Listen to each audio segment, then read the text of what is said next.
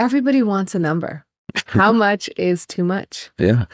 And that can range from 1 to 100. That's the thing. Like from a clinical perspective, assessing somebody, if they came in seeing me for treatment, like my masturbation is out of control, I'm watching porn way too much. My first question is not like, well, how much are you doing it? Because that number doesn't give me much information at all in terms of determining whether or not something's a problem. Because if somebody thinks that they should never masturbate, and that's like the worst thing for them to do, masturbating just once a year is going to be a problem for them. And they're going to feel as if they are out of control because they're doing something that they're telling themselves they shouldn't be doing, as opposed to somebody who doesn't have those kind of restrictions placed upon them in their life. And they're like, yeah, I masturbate when I feel like it, whether it's through sexual desire or just because of tension release, whatever. And sometimes it's a couple of times a week, sometimes it's a couple of times a day, and they feel perfectly fine about it and it doesn't interfere with their life. So just like with anything else, assessing for psychopathology, we're looking at, is there distress?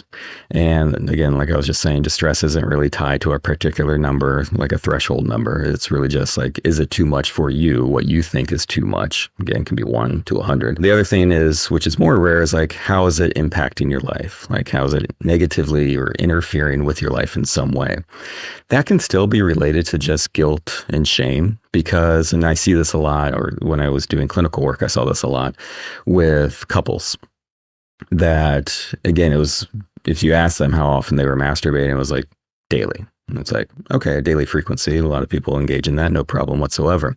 The problem was that they got caught by their partner, oftentimes a spouse, that they were masturbating when there was like some oftentimes unspoken rule that we shouldn't be masturbating because now we're married. And masturbation is akin to cheating in that relationship of how it's viewed. And so, yeah, it's having a negative impact on their relationship. But is it masturbation per se that's the problem? No, because someone can masturbate with the same frequency, same type of like relationship. And if the other partner's cool, if they recognize that, yeah, people in relationships still masturbate, then it's not a relationship conflict. It's very contextual. It relies on the individual's values. And if they're in a relationship, it relies on their partner's values too. And that really determines pathology more than any kind of magic number of how much is too much. So how do you work through that with a couple? If there's one partner who says, I think masturbation is something you shouldn't do in a relationship, whereas the other one has been masturbating and wants to continue. Yeah, you kind of view that as a desire discrepancy. You can do some kind of normalization of what masturbation is within a relationship, that it doesn't have to be threatening. It doesn't have to raise a lot of insecurities. That doesn't eliminate the insecurities that it does bring up for them. So it's important to kind of walk that fine line between kind of normalizing something, but not invalidating their experiences of being insecure or uncomfortable with their partner masturbating. But I think a lot of just kind of basic education about masturbation in relationships can be helpful, of that just because we're coupling doesn't mean we're losing our solo sexuality, our sexuality as an individual. We're bringing that into a relationship. And as that relationship ends, we continue to have that own sexuality for ourselves. And that can look just like, have sexual thoughts, finding other people attractive that you're coming into contact with on a daily basis. These are all very normal things. We don't shut down our sexuality just because we're coupled and it all gets focused in on that one partner. That doesn't mean that we have to have like open relationships and anything like that. We can be monogamous with a partner. But a lot of times people take that definition of monogamy to include no masturbation. And ultimately it comes down to like, is there any kind of wiggle room? Is there any kind of compromise there? If they're masturbating, can it be with like, sexting photos from the spouse or something like that? If there's concerns about them watching pornography and finding other people arousing, whatever the case may be, you kind of look for some middle ground there. But ultimately it may come down to like, this is quite a wedge in the relationship.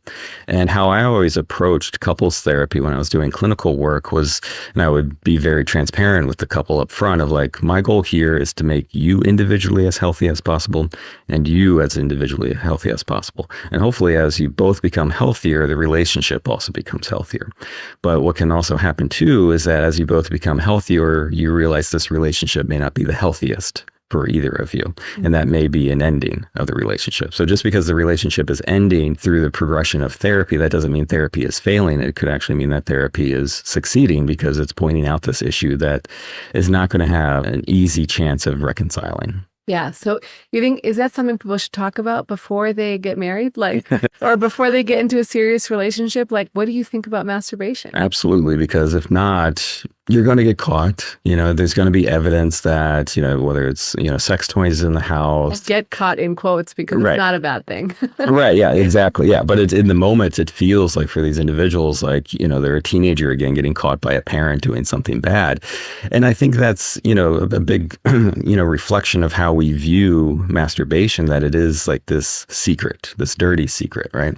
And that's when I talk with couples, the difference between like secrecy and privacy. It's like privacy is that you're transparent with something that you're doing, but you don't have to announce it every time that you're doing something, right? You can have some privacy around it, but it's not a secret that it exists in the relationship. Problems arise with secrets, not with privacy. So the secrecy is like feeling ashamed and guilty and deleting browser history, stuff like that, and then ultimately kind of getting caught.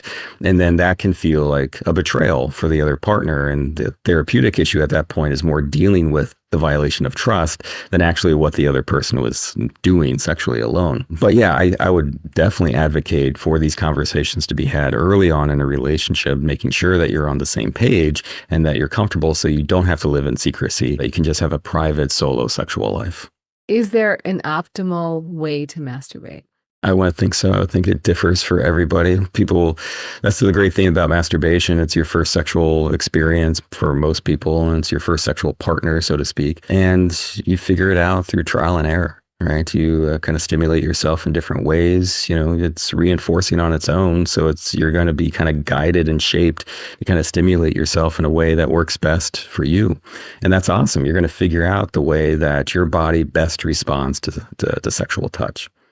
The only time where that can become not so great is if now you're in a relationship, your body is responding to a very specific type of stimulation that can't be at least easily replicated with a partner. And then you may be experiencing arousal difficulties with partnered sex, orgasmic difficulties, things like that. And then oftentimes, unfortunately, in these scenarios, masturbation gets blamed. It's like, see, masturbation causes sexual dysfunction and it's ruining partnered sex for me. It's like, no, I see where you kind of drew that conclusion from, but let's back up a second. You figured out how your body best responds to sexual stimulation. You just need to teach your partner how that can be done to you. And if it's not a practical way for a partner to stimulate your own body, then like you need to bridge that gap. Then what can be done with a partner versus what you're doing alone by yourself with masturbation, and how can these two worlds kind of join a little bit better? It's not taking away. It's not saying don't masturbate anymore. Just focus on partnered sex if you want to have a healthy relationship. No, it's like merging these two worlds, because again, you found out what works best for you. That should be celebrated. Now let's try to apply that with a partner. Yeah. Do you ever encourage like varying the type of masturbation in those situations to more match what you're doing with a partner?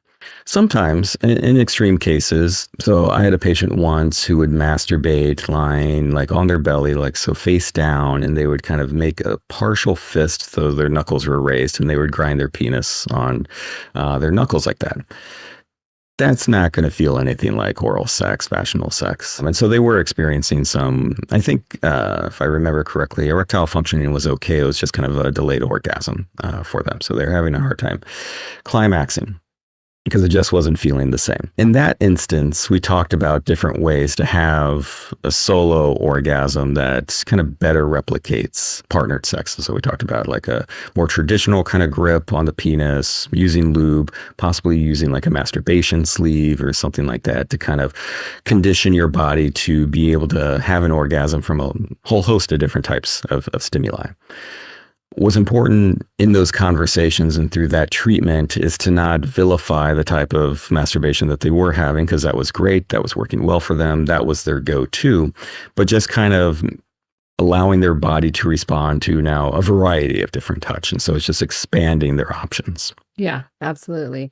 I had a bunch of questions from my audience, Yeah. so maybe we can answer those. And I think some of these will be quick. Will masturbation bend your penis?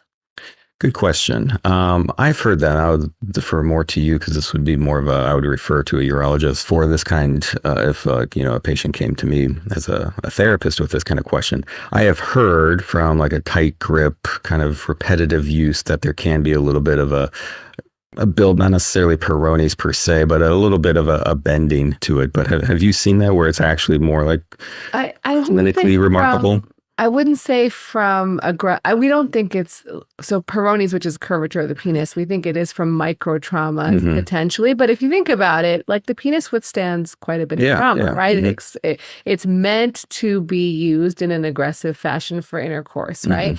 And so I think it's also genetic components and things like that. And I think similarly, probably if you're getting micro traumas from aggressive masturbation, it's probably there's something else going on that we just haven't figured out yet. Right. And the important thing is too, like penises bend, they're curved, they're not always just like straight. And so like, is the concern more aesthetic? Is it more of like a body image disturbance of like any kind of bend that they're concerned about? And they think, oh, what caused this? And they're blaming masturbation. So now they want to back off.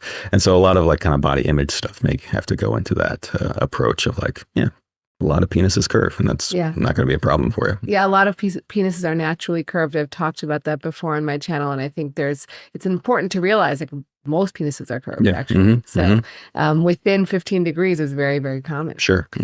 Does it reduce sperm count? No, unless, you're trying to get pregnant and you're masturbating like 5 times a day. And then on that 6th time is going to be the intercourse. And it's like, you're not, operating at like full capacity. The research on this in terms of like how long you should abstain if you're trying to, procure a semen sample that has the highest concentration of like sperm, at least quantity of sperm.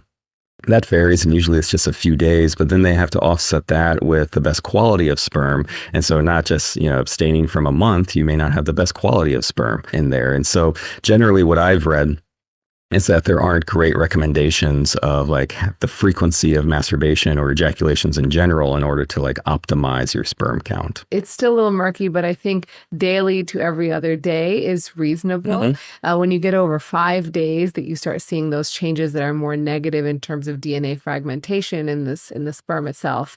In terms of abstaining for more than 5 days. Is edging for a few days unhealthy? And let's just define edging as well. Sure. Edging is taking self-stimulation in the realm of masturbation. It's self-stimulation to the point of orgasm, but kind of backing off before actually having an orgasm. So if on a scale of 1 to 10, if 10 is the actual peak where you're noticing the orgasmic climax and contractions, you're taking yourself up to a 9, 9.5, and kind of riding that wave a little bit before taking yourself over. And this takes some skill to kind of be able to do that, to kind of know where your limit is and what you need to do to kind of back off a little bit, but maintain arousal. But so how long were they edging for? Days. Days. Okay. I've only seen that really has been substance induced.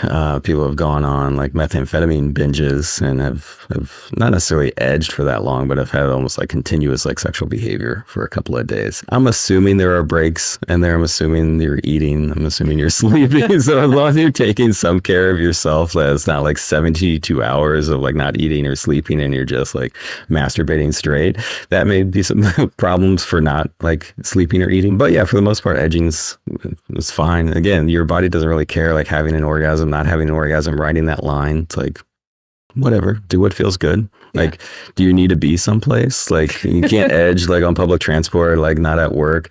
So like, is it going to be interfering with your life in that way? So just these common sense kind of stuff. But for the most part, edge away. And then can you use masturbation to help you last longer? Last longer in terms of like delaying ejaculation. Sure. And that's actually the basis of behavioral intervention for premature ejaculation, known as the stop-start technique. Stop-start technique is essentially learning how to edge. It's taking you up, because for guys who are very rapid ejaculators, sometimes, within just a matter of seconds, 5 seconds, 10 seconds, things like that, they're essentially going back to that kind of 10-point scale. And I used to do this, so I would draw it out in my office for guys who had premature ejaculation. I was like, okay, 10-point scale, that's arousal on that axis, and then the x-axis is time. Graph for me what your orgasmic response looks like, right? And so for guys with premature ejaculation, it's just quick up and down, right? Very fast, and that's it. And so the goal then is to elongate that. And then the goal is like, well, how do you know that you're at a 5 instead of a 10? And so for guys with very, very rapid ejaculation, they don't. It's just kind of like a whirlwind, be like, okay, that happened, right? So it's getting them to slow down a bit.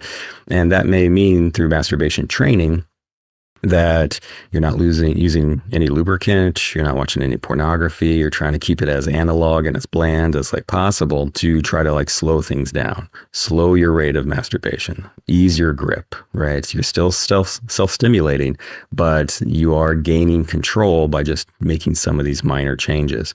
And then over time, you start having that, once they start getting a little bit better control, then you start incorporating elements that would be a little bit more similar to partnered sex. And so now you're adding lubricant. Maybe you're adding like a visual stimuli in there, like pornography, adding a sex toy like a masturbation sleeve, and then continuing these exercises of like slowing down, even stopping when you need to, and continuing. That's essentially just edging. It's masturbation training, but yeah, that can help prolong. I will caveat all that with like, how long do you actually want to go, right? It's the myth of like going all night violates the laws of friction. No one actually wants to do that. So it's like, I've had patients come in saying that I'm a premature ejaculator, I want to last longer. We talk a little bit about what's their ejaculatory latency, like, the timing it takes them to reach orgasm. And it's like, usually around like 15, 20 minutes or so of like intercourse, and then I ejaculate. I'm like, okay, like how long do you want to last? Like at least 45 minutes. It's like, okay, we may be talking like delayed ejaculation at that point of like constant intercourse for 45 minutes. Like, okay, you may be delayed at that point. So a lot of times you just have to adjust expectations of like what's a normal, typical, like 2 to 7 minute kind of ejaculatory response. And that's okay.